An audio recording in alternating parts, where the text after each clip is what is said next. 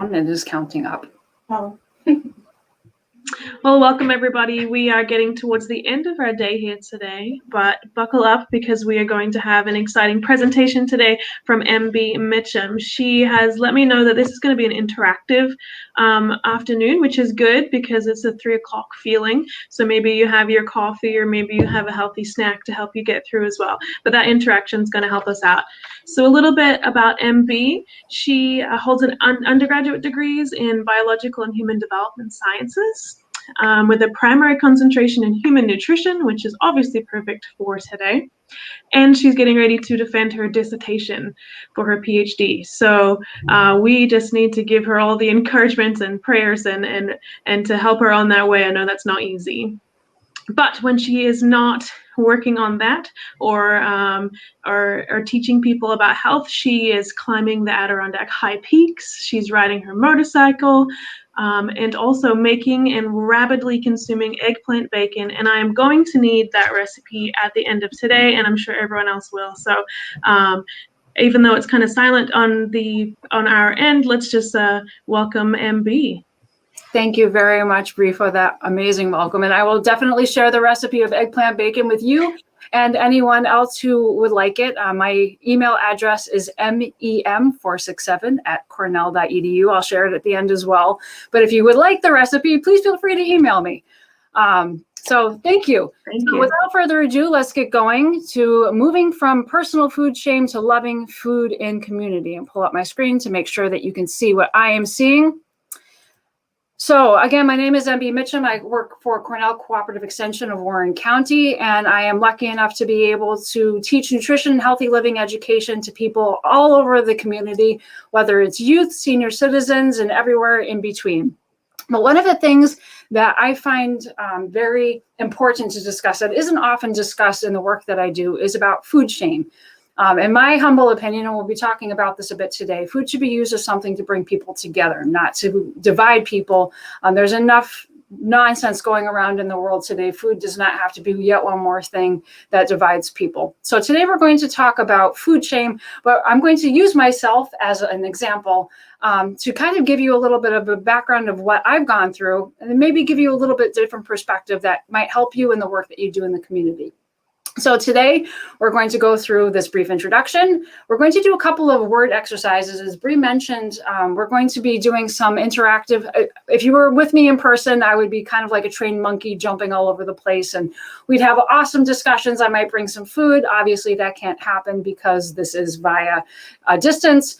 But I would like to get your thoughts, your perspective, your stories as much as possible to be part of what we're going to talk about today. So be prepared to put your answers in the chat box. I'll tell again a bit about my background. And then we're going to talk about ways we can cultivate a healthy self and lose food shame, something that's very important for anyone, whether they are food insecure or not. We'll talk about ways to get rid of barriers so that we can create a sense of community in food.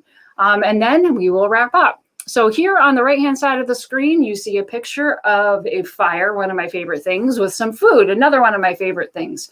And there you see a theme as we talk today about how fire and food can also bring people together. And if anyone wants any other recipes that we talk about today, please let me know. So word exercise. Please put this in the chat box, and then Bree is going to be able to share what you put in because I can't see it. What words come to mind when you think of the word shame? Or what comes to mind when you think of the term food shame? So right now, please put those words in the chat box. It doesn't need to be anything ornate or very, very long or complicated or even big words. It can be anything that you think of either with the food shame or the term food shame. We'll give that a minute or two. And then Bree, as those come in, can you please read them aloud? Yes, I can definitely read those aloud. Your PowerPoint isn't moving on. We're just stuck on the first screen. But I do have some comments here. So overeating is food shame. Dr. Angela Pearson said that. Thank you. Blame. Yes, blame is definitely one of those shame things. Empty lunchbox, said Sarah Keenan. Judgment.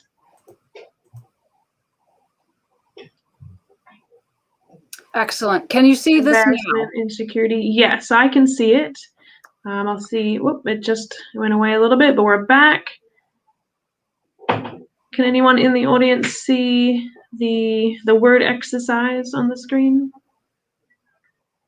Yes, Carolyn Riggs says she can see it. Great. Perfect. Thank you. All right. So thank you very much, everyone, for sharing right there. So in previous presentations that I've done, when doing the same sort of exercise with people, some of the words that have been common for shame include guilt, embarrassed, regret, isolation. So words that really put a sense of dividing us from other people, kind of isolating us, keeping us apart from other people. When talking about food shame, some of the most common responses that I've received have include unhealthy, judgment, obesity.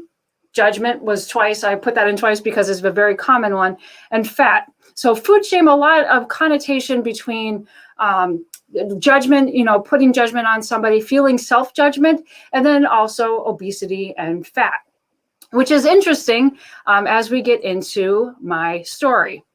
So Bree, can you see that screen? Yes, we can. There's lots of pictures there. Perfect. Thank you. All right. So talking about myself and using myself as an example for food shame. So you can see in the upper left-hand corner, that is a glorious picture with a glorious haircut that my mom cut on my own little head when I was a child. My family is either overweight or obese. My dad's actually morbidly obese.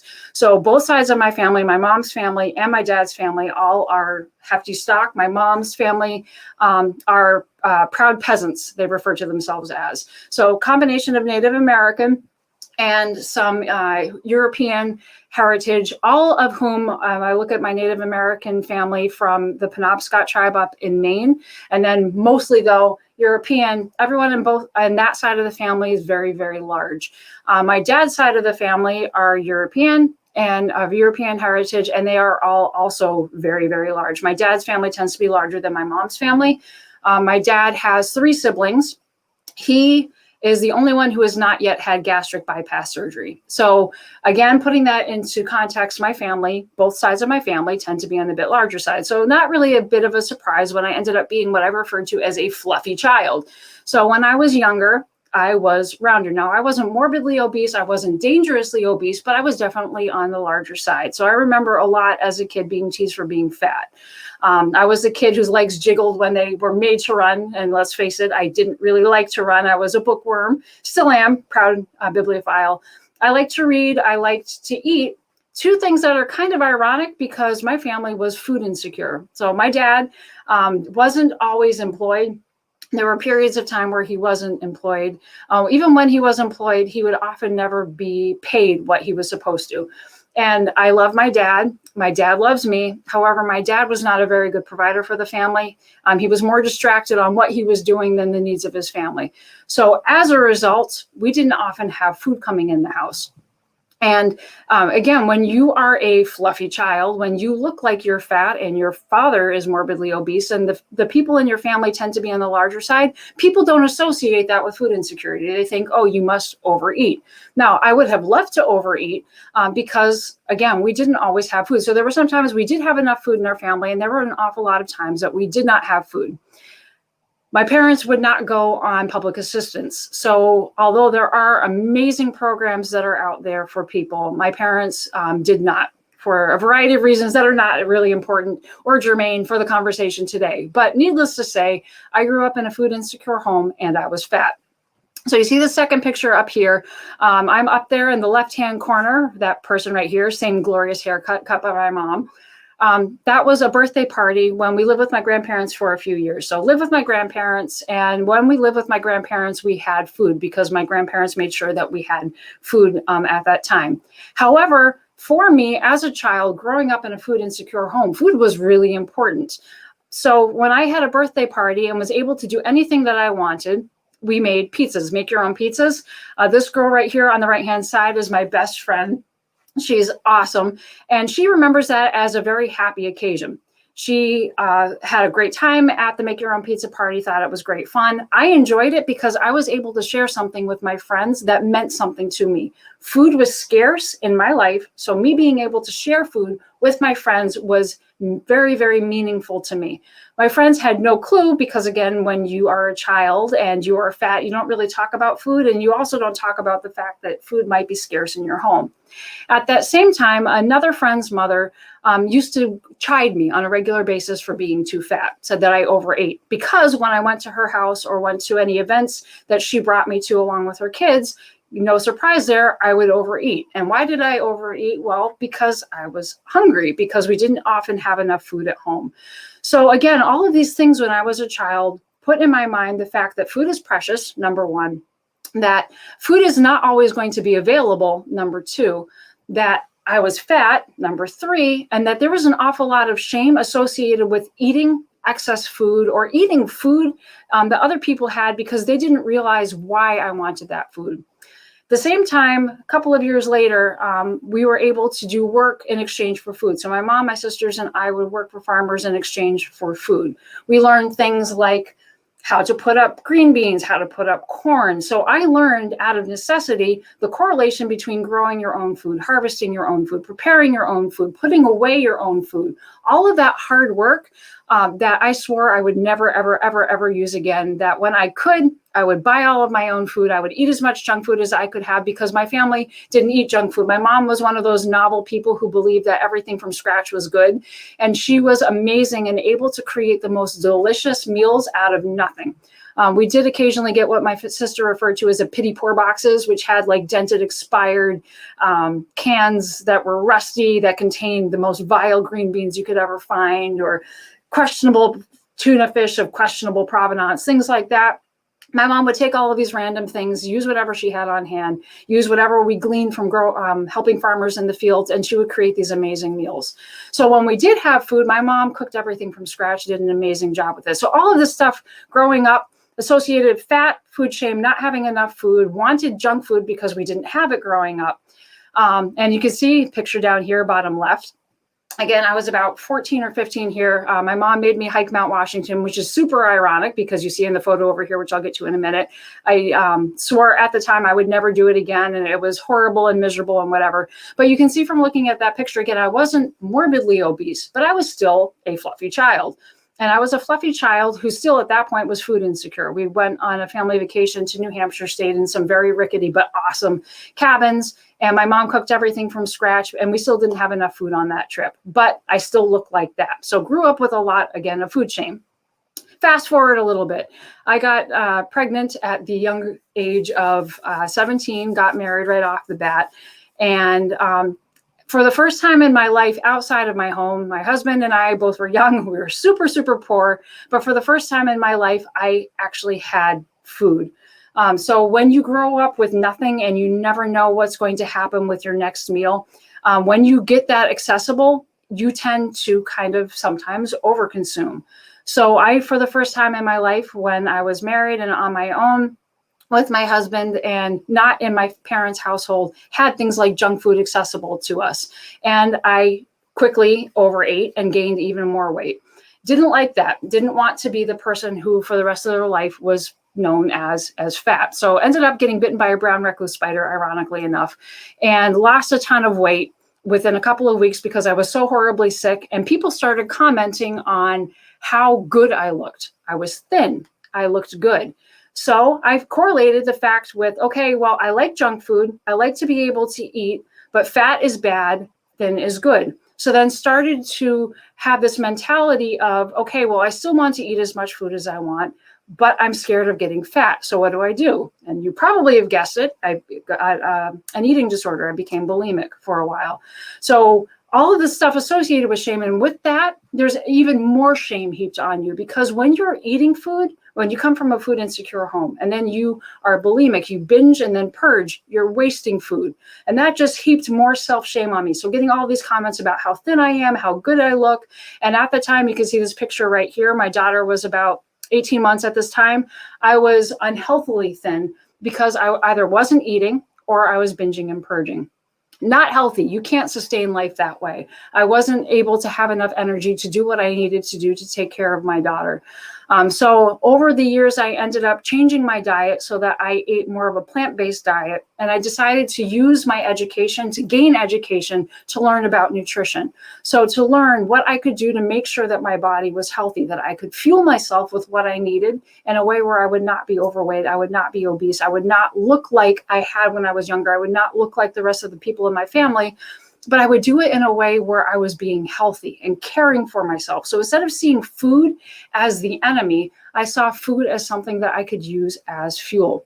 So picture up here is me with my grandmother. My grandmother was an awesome, awesome, strong woman. And she taught me that food is a way to bring people together. She had a kitchen table mentality where everyone would gather around the table. Everyone was welcome. And it didn't matter what you had. It didn't matter what you didn't have. You shared what you had with each other. You connected with people, showed them that they had value. And she always stressed that showing people that they have value and connecting with them is more important than anything you can ever teach them, more important than anything that you can ever do, than to make somebody know that they matter.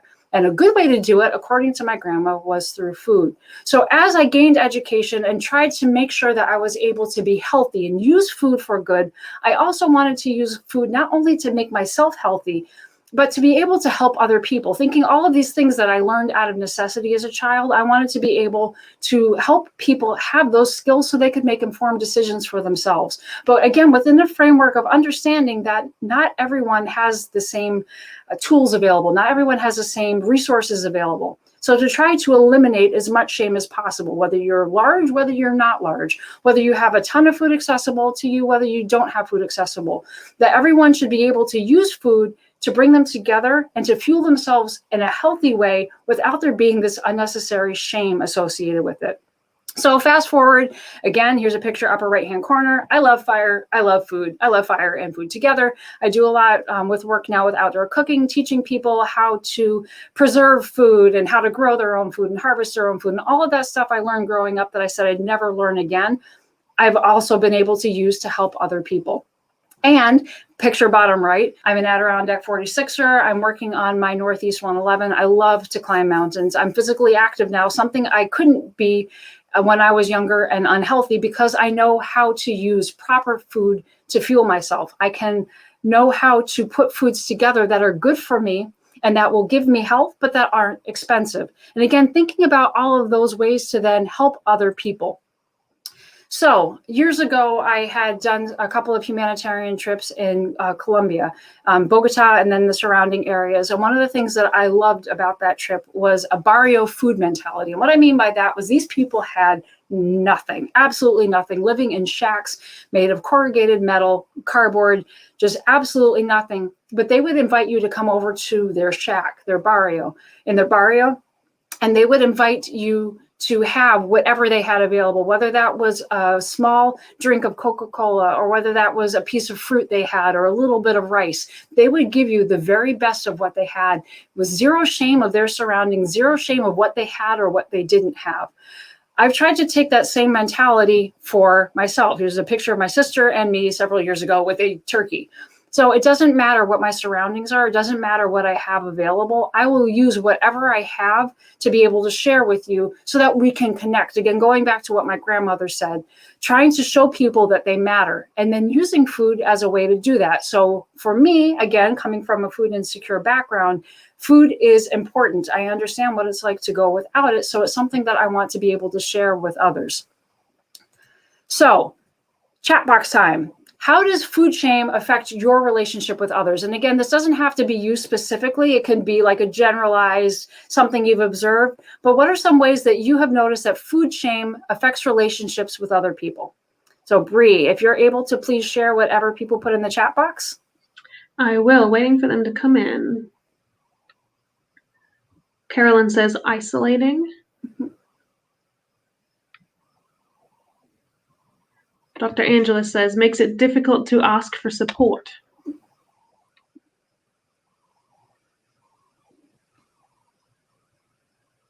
All right, thank you. So it is very isolating and very difficult to ask for help. As a child, I didn't want people to know that my family was hungry because there was that shame. It was very isolating.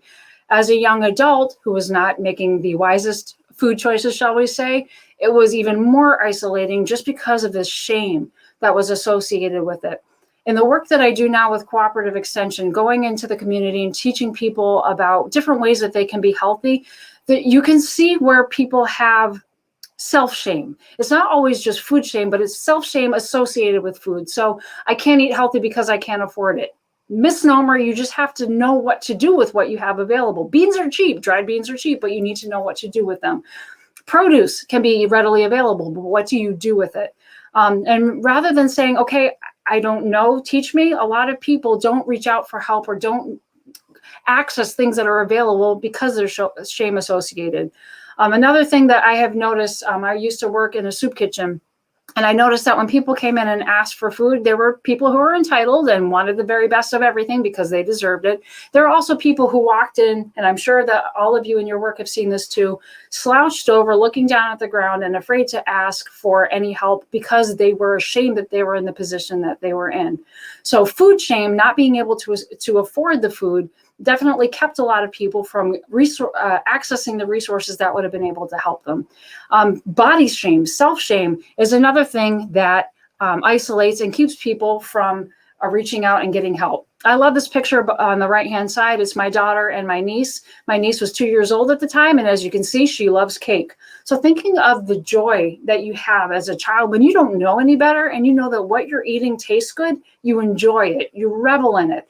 But as we grow up and then we watch the media and we see all of these different ways of how to look better, all the beauty products that are sold and social media and everything else that is portrayed in the media, you see these unrealistic body images. You see all of this marketing for food and supplements and things that promise that will make you a certain way and look a certain way and feel a certain way.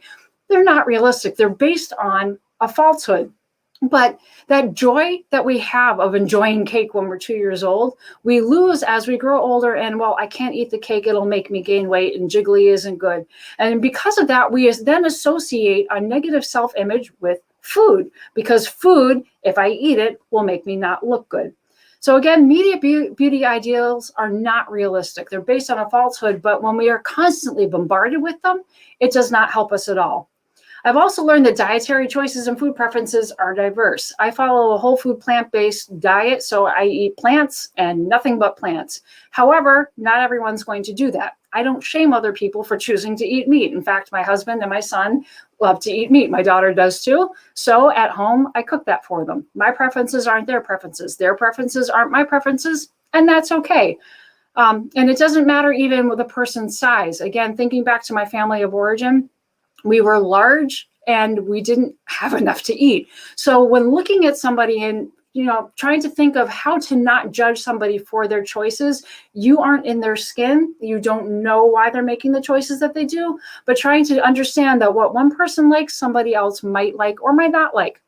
And then also learning to celebrate food mindfully. Chocolate cake is great, in moderation. So from growing up again with not having enough of something, that I went the opposite direction. And I understand that my story and my personal journey is different from anyone else's.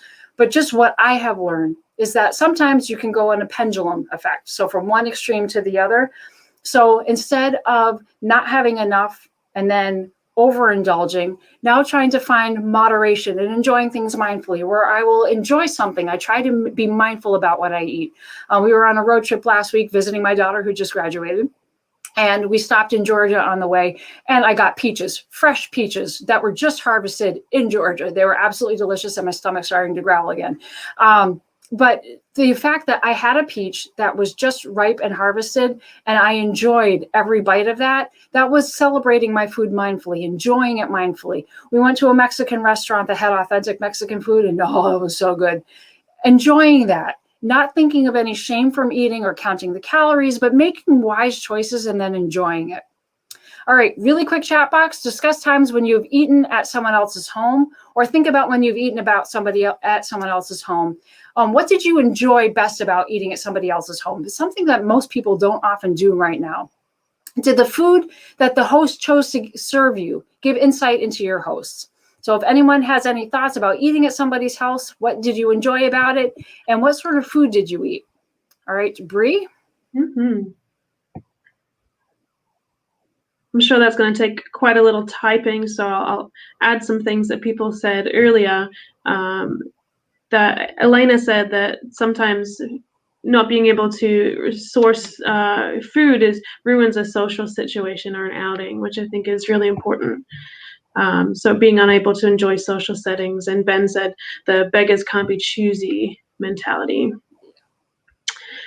For this question, we have Carolyn has said the conversation, family style, and again, Dr. Pearson said conversation.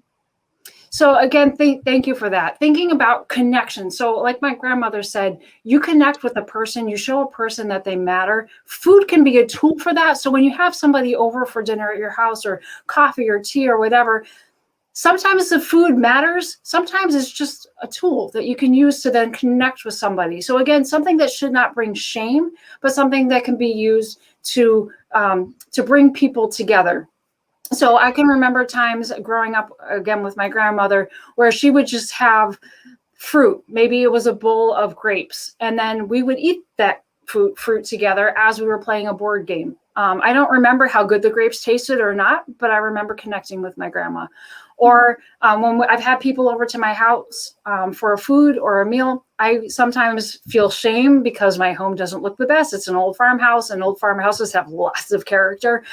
But instead of thinking of that as a barrier and, oh, I don't want people to see what I have, or I don't have the best food to be able to serve, just taking whatever you have and then sharing that with somebody else. And again, because of my background, food means something to me. So my family's food is something that we're still trying to use to celebrate food and celebrate being together. So you can see a picture here of some of my mom's recipe cards. I had contacted her last year when everyone was socially distanced with COVID, and my family and I would eat together on Zoom. So it sounds really weird, but because, again, food kind of is that thing that connects us, we would each of us eat whatever we were going to eat in our own home, and then we'd get together on Zoom and we'd play a board game. What was it? Poetry for Neanderthals is one of the current favorites. But that was a way where we were still able to eat. We weren't able to be together in person, but we were still connecting with each other using food. I also had asked her to share some of the family recipes just because that's something that's precious and you don't always have the ability to pass on. So if you look at the recipe cards that my mom has, you can see all those lovely grease stains on it. You can see which ones were more loved than others. So that apple cake, which is ridiculously delicious, is something that my mom made on a fairly regular basis when we had the food available to be able to make it. So again, thinking about the food that people serve, sometimes will be memorable, sometimes the conversation will be memorable, but oftentimes if people value something, if they're not just ordering out, and if you do order out, that's awesome. But if there's something that they're serving you that means something to them, there's a reason it means something to them. And often there's a memory associated with it. So that apple cake that my mom made, that recipe card that's so stained, that meant a lot to my mom because it's something that her mom and her grandmother had made. She also grew up, my mom, in a food insecure home. So that apple cake was a special treat that she had every fall when apples were available, because her family, like I did growing up, would work in exchange for food. So there was love associated with that particular recipe. So for my mom, making that for her family when she had the materials for it was her giving a little bit of the love that she had growing up to her kids. So thinking about... Sorry.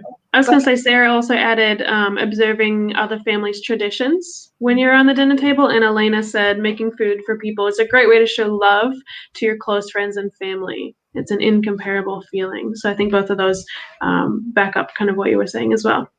Thank you for those. Those are perfect. Thinking my daughter. So again, my family, food is kind of the way we show love. My daughter is down in Tampa, Florida, and has been attending school down there. And around Christmas time, I asked her, what do you want for Christmas? And she said bread. Now, some people might think that that was slang for money. No, she wanted bread.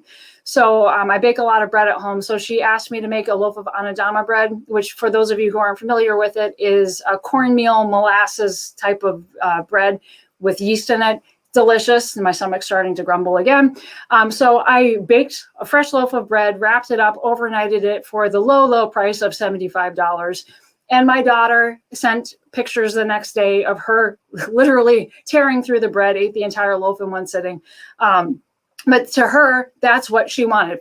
Christmas, she wanted a loaf of bread, and by golly, she got a very ridiculously expensive loaf of bread. So it was a way that I was able to show love to her because it took a lot of time and effort and expense to mail that ridiculous loaf of bread. But to my daughter, she correlated that bread with love because she knew that that was something that she valued, that I followed through with and was able to share with her. Thinking back to barriers with food access and food shame. So again, a lot of people think about the accessibility of food. I'm glad that somebody mentioned something about ordering out. I remember as a kid going on sports teams trips, and everyone we'd stop at McDonald's, and I was the only kid who wasn't eating anything. And then you get the questions, well, why aren't you eating anything? Well, I couldn't afford to. So you can also, as a kid, kind of eyeball what lunches people are eating or not eating and kind of make judgments from that. So as an educator now and as an adult, try to see ways that I can try to reduce or eliminate barriers as much as possible, not only for access to food, but access to knowledge. Because again, knowledge and education is the key. You can tell somebody, oh, broccoli is good for you, but if they don't like broccoli, they're not going to eat it. If you give them broccoli and they're not familiar with broccoli and they don't know what to do with it, it's not going to be of any benefit. So trying to think, okay, education is one barrier. A lack of knowledge is another barrier. So ways to eliminate those barriers. So here we did some outdoor cooking. These are youth from all backgrounds. These are a mixture of educators from Extension, and this is Dr. Wendy Wolf, who is the head of the nutrition department at Cornell University, and we cooked bread on a stick. So it was amazing to see all of these professional adults taking bread dough, putting it around a stick and cooking it over a fire. Had a blast. And it wasn't something that they had ever thought of doing. Something that I did with my kids when they were little, because you can take that bread dough and you can put cinnamon and sugar on the inside and have like a sweet treat, or you could put garlic and butter on it and have garlic bread. Something inexpensive, something very easy, but a way to be able to show, okay, well, if you want to learn how to cook and you need to be able to gain those skills, why not do it over fire? So a way just to try to make it more fun, to try to remove some of that barrier. Maybe if there isn't any interest for cooking, as you add fire to the mix, you might find some interest. And again, even if you're highly educated, you still might find it fun. Age and ability is something that is also not a barrier to being able to show people how to cook, how to eat healthy, and how to be healthy, and try to eliminate some of those food shames. So do a lot of food preservation workshops and nutrition education lessons. So on the left-hand side, it was a group of senior citizens that did some food preservation workshops. They wanted to learn how to do something that they had never known how to do before. So age wasn't a barrier for them. They learned how to make pickles. I think that workshop was salsa on the picture on the left. They had a blast. They gained skills. They gained knowledge. They connected with each other. Food was something that brought them together, and they didn't allow the shame of not knowing how to do something at their age stop them from learning. Ability levels, people that you would look at and think, okay, well, you might be physically limited or even cognitively limited, but you can still help those people learn how to take care of themselves in whatever capacity they have, showing them again, first and foremost, that they're valued, that they matter. And once you make that personal connection with them, then helping them learn how to be empowered in these skills. And as they gain those skills, they grow more confident in themselves in whatever skin they're in, and then they lose some of that shame associated with food. I love this picture because that's my kiddo, my son in a skirt. He has autism, and he is one of the best human beings I've ever met in my life. And yes, I know I'm his mama, so therefore I'm biased, but he really is. He grew up, again, with autism, but I taught him how to cook because I figured I'm going to give my kids the skills that they need to be able to survive, at least with food, in the world. So my son grew up, even though he has autism and he's limited in some areas, learning how to cook. He is a teenager. No, I take that back. He just turned 20. My son is a 20-year-old, and he still lives at home. And it's not uncommon for him to be cooking himself eggs or even a full-fledged meal at 2 o'clock in the morning because he has those skills. Somebody didn't say, okay, well, you're incapable of doing this. I'm not going to let you cook over a stove because what happens if you set things on fire and or you can't do this, you're not smart enough.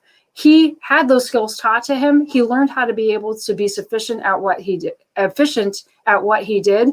And as a result, he not only cooks for himself, but he has had friends come over to the house. And he's taught his friends who have autism, who have Asperger's, who have all sorts of different cognitive and physical limitations, how to cook. Because he said that he can take care of himself because somebody cared enough to teach him. So he wanted to be able to help teach his friends how to do the same because he noticed that they were eating junk food.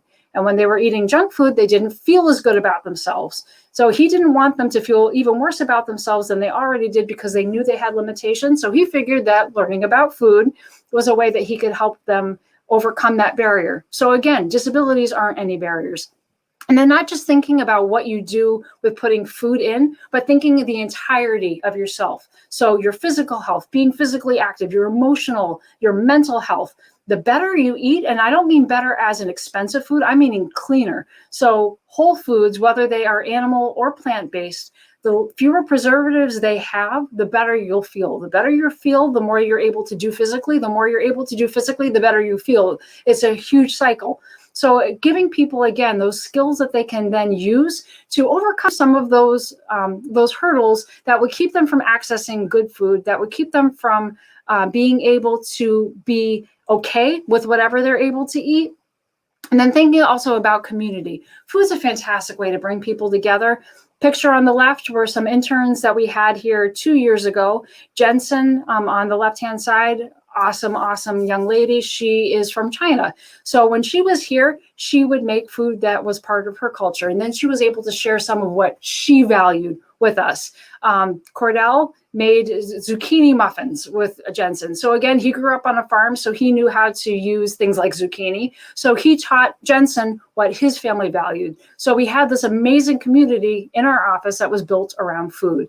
Bringing people together around a picnic table. Again, you don't need anything super fancy. You just throw a couple bits of whatever in the mix and people can come together and again, connect, because food shame is able to be eradicated when people know that they're valued. So again, valuing people first and foremost, and then food comes along after that. This picture on the right was a senior center. We did a murder mystery. I was trying to teach a heart healthy lesson. So I thought, of course, because who wouldn't? Heart health murder mystery. But we brought all of these senior citizens together at a senior center, did a murder mystery dinner, and we did a heart healthy lesson. It was probably one of the most fun I've ever had at work. But again, we're bringing people together, creating a sense of community around food. So thinking, when you are trying to create community around food, what can you do? So rather than having food shame, isolate and bring shame and bring judgment around people, whether it's because of their size, whether it's because they can afford or can't afford something, whether it's because their culture has them or their religion has them eating a specific type of food, whether they have to get their food through food stamps or from a soup kitchen or from a food pantry, or they're able to grow their own beautifully organic vegetables that would make me drool if I see them.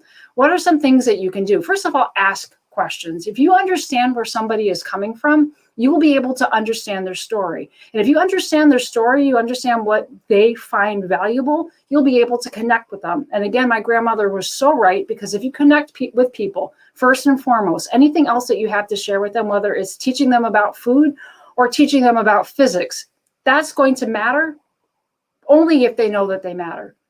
Accommodate as much as possible. I eat a whole food plant-based diet. I don't eat animal products. I don't want to be that person when I go out, but sometimes I am. So I also understand that different people have different dietary preferences. I don't need to know why they choose to eat what they do. If I ask them questions and I try to understand them, that's great. But if they don't want to share with me, I will accept. I will not judge them for what they eat or not. If I see somebody who's morbidly obese eating a cupcake, is that the best choice for them? No, it's not. But am I going to bring additional shame to them? No, I'm going to show them that they are valued first and foremost. And then if they want, I will help them become healthier. Giving grace and not shame. Again, you don't know what somebody else is going through. Thinking back to, again, my story as a kid, I was a fluffy kid and people looked at me and thought, okay, fat kid, fat family, they must eat way too much. I was physically inactive, so that part was accurate, but I didn't eat way too much. I ate not nearly enough. And the food that I did eat was not heavily processed. I didn't have soda at all until I got married. That just was not an option in my house. So all of the foods that you think that fat people would eat, didn't eat as a kid. So again, giving grace because you just don't know where somebody is. Again, if my family had access food stamps or had access to being able to go to a food pantry, understanding that sometimes people might want to grab something and you might not think it's the best choice for them, doesn't matter. Give them grace, not shame. Also understand that everyone's on a different part of their journey. Who I am now, what I know now, where I've grown to now is different from who I was 10, 15, 20 years ago. But I'm at a different place in my food journey. Other people might be where I was as a kid. Other people might be at a completely different place. So understanding that everyone's growing, everyone's learning, and then try as much as possible just to give grace for that. Again, boundaries are a good thing. There should be boundaries, and I'm not saying there shouldn't be. Every organization needs to have policies. They need to have procedures, and I wholeheartedly understand and support that.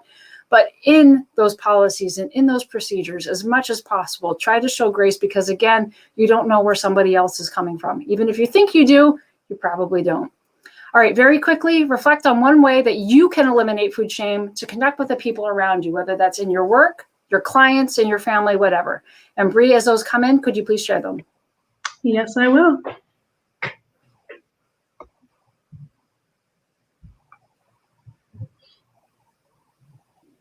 Yeah.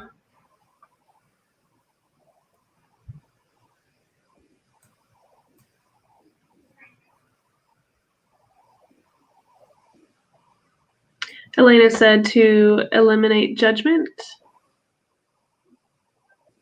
Excellent.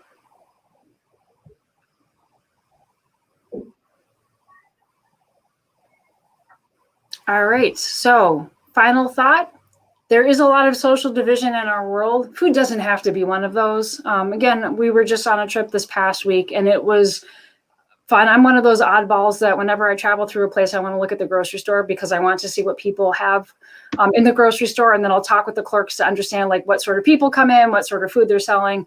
I also visited a couple gardens and was talking with people about community gardens, like who was growing what groups were grabbing the food and all of that awesome stuff.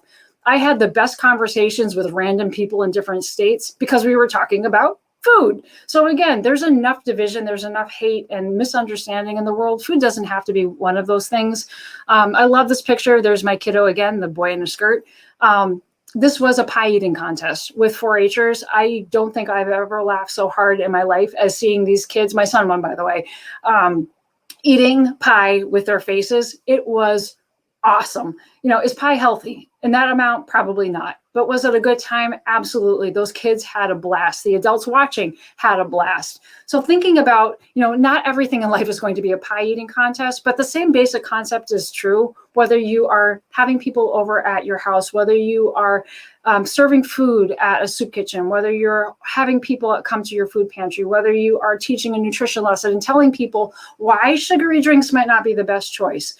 There's a way that can be done where you help to hold the dignity of each person intact. Again, thinking whether the person's large, whether they're skinny, whether they look rich, whether they aren't rich. Food shame is a very real thing. And unfortunately, it's something that doesn't have to exist. If we value people first and foremost, we can then use food as a way to bridge the division and create a sense of community. There's my email address. If you would like the eggplant bacon recipe, please feel free to shoot me an email. If you have any thoughts, questions, or concerns, please feel free to shoot me an email. And this is a selfie from Buffalo Drumstick. He is unfortunately deceased. But one of the things we have here at work are educational gardens, and that rooster loved selfies. So on that very odd and probably unexpected note, if there are any questions, please put them in the chat box and Bree will help.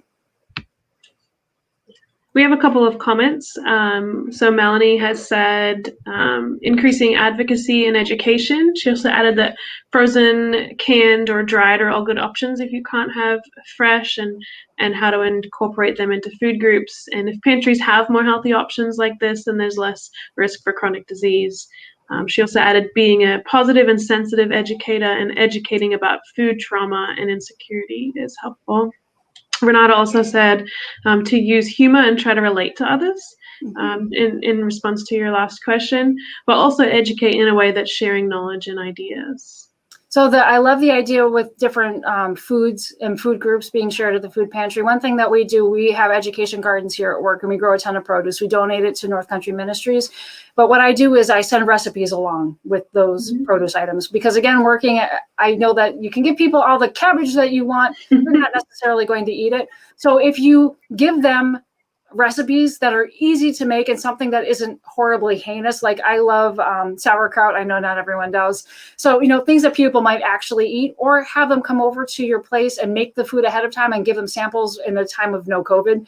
Those are different ways where you can help to say, yes, these things are good for you to eat, but here's a way where you can make this, and here's an extra helping hand. Yeah, and maybe a way to not have shame involved with that is not maybe give a big stack of recipes like, hey, change your whole life, but just one. Yep. This is one way to use cabbage. Carolyn has a comment here. It says, how do you combat food shame in a small community where everyone knows everyone? And I think that you probably have some experience there from our conversation earlier. She says it was most acute where free and reduced meal students and their families had access to free food, but they were reluctant to pick it up themselves. That's an excellent question. So a lot of the work that I do is in small communities, and it's one of those things where if you're in your house and your curtains are drawn and your doors are shut and you sneeze, the next day everyone in the town is going to ask how your cold or allergies are doing. So I think as much as possible, elephant in the room, right? No one wants to talk about the elephant in the room, but if the elephant's talked about and made aware, like everyone's made aware of that elephant, and you can educate, then there's some ability to talk about it. So because of the fact, again, growing up with feeling shame about what we didn't have at home, when I'm at a school and I try to do education lessons, talking about the fact that not everyone has a lot to eat, and that's okay, because not okay that, yes, good job that you're starving, but just to try to make some of the kids aware that there are some people who don't have enough to eat, or there are people who aren't able to go and choose whatever they want or go out and order food anywhere. So just trying to be open and discuss it. So then you kind of remove that shame if it's an open discussion. Other things that I found helpful are to try to quietly meet a need whenever possible. I do remember as a kid, there were times where we'd have the doorbell rung or the door knocked on, and there'd be bags of groceries on the front porch. So there are ways, and I'm sure each of you do this in your work, where there is a way, maybe even giving something to a teacher or quietly to a parent, where you can try to address the need, but in a way that doesn't bring shame to the people. It's an excellent question. Mm-hmm. Ben just added, despite crazy schedules, he is encouraging people to find a way to have the time to have those family or household meals together. Those are hugely important. That's something that, looking back, I wish I did more with my kids. I was so focused on trying to make sure that everyone's dietary needs were met, that I didn't often take the time when they were little to enjoy being with them. And also, if you have kids with autism or on the spectrum, you know that there are often food sensitivities, which make things a little bit different as well. But if you can sit down and make those memories, when talking with my kids about growing up, the things that they remember that they enjoy were the times where the family came together, and usually the family came together around food. So yes, they do remember things like the bread that they want, but more often than not, they remember connecting with people.